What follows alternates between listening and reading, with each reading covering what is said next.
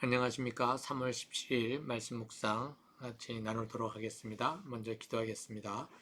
사랑의 하나님 아버지, 우리에게 주님의 은혜로 하루를 또 시작하게 해주신 것 감사합니다. 아버지, 주님을 향한 우리의 믿음이 더욱더 견고해질 수 있도록 주님 성령으로 이 말씀을 통해서 만들어 주시기를 구합니다. 예수님의 이름으로 기도했습니다. 아멘. 네, 오늘은 말씀이 21장 33절서부터 마지막 절 46절까지 되겠습니다. 같이 읽어보도록 하겠습니다. 다른 비유를 하나 들어보아라. 어떤 집주인이 있었다. 그는 포도원을 일구고 울타리를 치고 그 안에 포도즙을 짜는 확을 만들고 망대를 세웠다. 그리고 그것을 농부들에게 새로 주고 멀리 떠났다. 열매를 거두어 들일 철이 가까이 왔을 때에 그는 그 소출을 받으려고 자기 종들을 농부들에게 보냈다. 그런데 농부들은 그 종들을 붙잡아서 하나는 때리고 하나는 죽이고 또 하나는 돌로 쳤다. 주인은 다시 다른 종들을 처음보다 더 많이 보냈다. 그랬더니 농부들은 그들에게도 똑같이 하였다.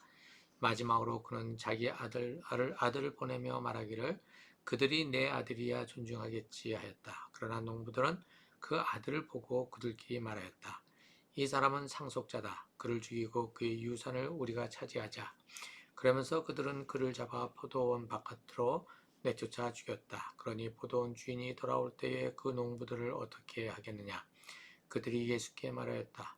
그 악한 자들을 가차없이 죽이고 제때에 소출을 바칠 다른 농부들에게 포도원을 맡길 것입니다. 예수께서 그들에게 말씀하셨다.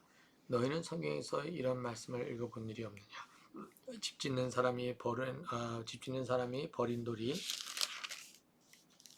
집 모퉁이의 머릿돌이 되었다. 이것은 주님께서 하신 일이요 우리 눈에는 놀라운 일이다.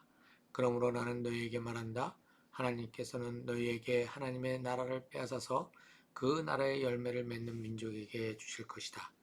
이 돌 위에 떨어지는 사람은 부스러질 것이요 이 돌이 어떤 사람 위에 떨어지면 그를 가루로 만들어 놓을 것이다.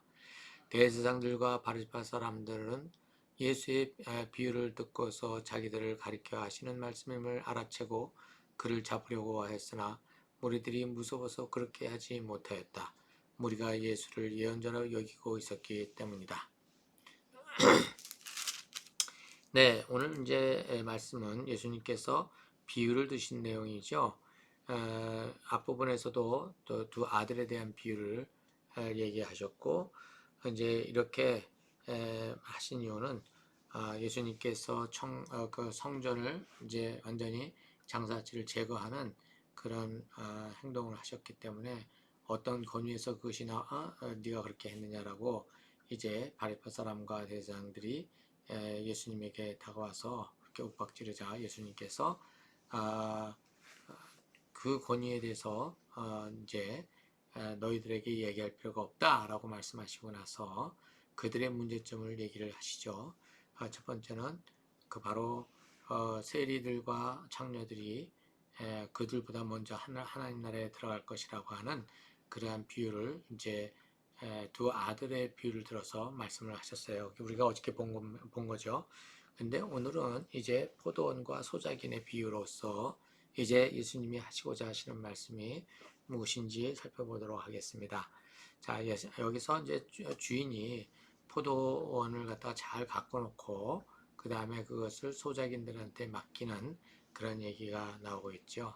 그래서 거기에서 그들이 주인이 만들어 놓은 그 포도원을 어떻게 해요? 잘 가꿔서 열매를 내면 그 열매의 일부를 누구에게 이제 주인에게 이제 주는 이제 그러한 것으로 계약을 맺었는데 그들이 그 계약을 이행하지 않습니다. 포도원을 이제 가꾸면서 욕심이 나가지고 그것을 자기 것들로 만들려고 하다가 결국은 보낸 심부름꾼들을 갖다 죽이게 되고 마지막에 가서는 이제 그의 아들까지 죽이게 되죠. 그래서 그것을 완전히 자기네 것으로 만들려고 하는 그러한 소작인들에 대해서 그 주인이 오게 되면 어떻게 할 것이냐. 바로 그들을 전부 다 가차없이 죽이고 41절에 제때에 소출을 바칠 다른 농부들에게 포도원을 맡길 것이다. 이렇게 다 대답을 하죠. 그 대답을 듣고 예수님께서는 이제 무슨 얘기를 하시냐면 버려진 집 짓는 사람이 버린 돌이 집 모퉁이의 머릿돌이 되었다. 이것은 주님께서 하신 일이요 우리는 놀라운 일이다. 이렇게 되어 있습니다. 여기서 집 짓는 사람이라고 하는 것은 결국은 여기 이제 누구예요? 소위 말해서 이스라엘의 이스라엘을 이끌어가는 그 사람들을 얘기하는 것이죠. 그들이 버린 돌, 곧 예수님이 결국은 그 하나님 나라의 뭐가 되느냐? 머릿돌이 되었다. 이렇게 말씀을 하시면서 그 머릿돌 위에 떨어지는 사람은 부스러질 것이다. 바로 예수님 때문에 걸려 넘어지는 사람들은 결국은 멸망하게 될 것이다 라고 하는 얘기를 하고 계십니다. 자, 이제 이 얘기가 결국은 예수님께서 이스라엘 백성을 하나님의 그 나라를 세우고 모든 민족에게 복이 되는 나라로 세워지게 하려고 했던 하나님의 계획에 선택을 받은 민족이 이스라엘이죠. 그래서 이스라엘에게 그 나라를 경영하도록 그 권한을 주셨는데 그들은 그 하나님의 나라를 자기들이 주관하는 자기들의 것으로 만들려고 하는 그러한 욕심 때문에 그 하나님 나라 자기들에게 주어진 이스라엘이라고 하는 하나님의 나라를 온전히 다스리지 못하고 온전히 가꾸지 못하고 열매를 내지 못하는 그러한 지경에 이르게 되고 그것 때문에 선지자들을 보냈지만 선지자들을 떠 죽여버리는 그러한 악행을 저질른 이제 그러한 이스라엘 민족이 되어버리고 말았다는 것을 여기서 얘기해 주고 있는 것입니다. 그래서 하나님께서는 이제 그들을 대체하는 새로운 민족을 이제 세우는데 그 민족이 바로 어떤 거냐면 무슨 옆에 있는 다른 민족이 아니라 예수 그리스도로 말미암아 새롭게 태어난 새로운 민족, 새로운 사람들, 그것이 바로 교회 공동체가 되겠죠. 이 새로운 교회 공동체에게 이 하나님의 나라를 이제 맡긴다라고 지금 이제 예수님께서는 이렇게 말씀을 하신 거죠.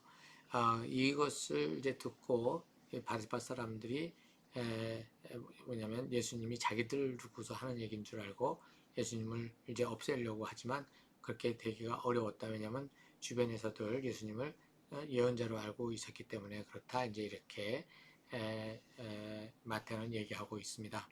결국은 하나님의 나라는 이제 이스라엘이라고 하는 그 민족에게서 다른 새로운 민족 곧 참다운 참 이스라엘로 이제 그 경영권이 넘어가는 그러한 이야기를 지금 예수님께서 하고 계시는데 그것이 결국은 뭐냐?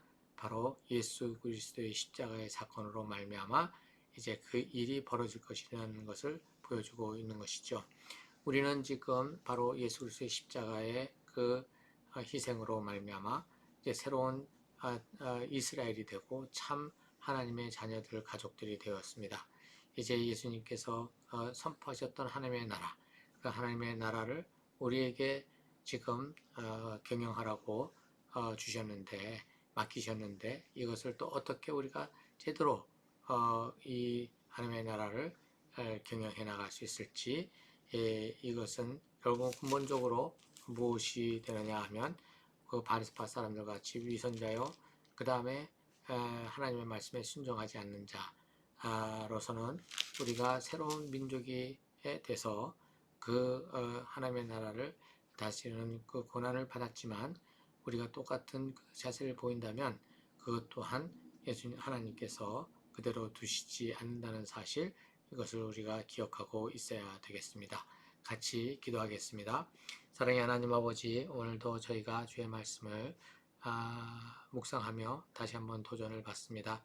아버지 하나님 하나님께서 선택하셨던 이스라엘 민족이 참으로 하나님의 나라를 자기들이 주인이 돼서 자기들 마음대로 다스리려고 했던 그러한 잘못된 그 악행 때문에 그 특권을 놓쳤던 것처럼 우리 각 교회들이 새로운 그 하나님의 그 이스라엘로서 하나님 나라의 통치를 경영받았지만 이것을 제대로 다루지 못하고 이 나라의 주인 되시는 주님을 무시해버린 채 우리가 주인이 되려고 하는 그러한 악한 행동이 그러한 죄를 우리가 짓지 않도록 주님 저희를 계속해서 성찰하게 인도해 주십시오. 주의 성령께서 우리 안에 계셔서 우리를 계속해서 일깨우시고 깨닫게 하여 주셔서 우리가 아버지 하나님이여 그러한 자기 중심적인 삶을 로 돌아가지 않도록 주께서 인도해 주시기를 간절히 바라며 예수님의 이름으로 기도했습니다. 아멘.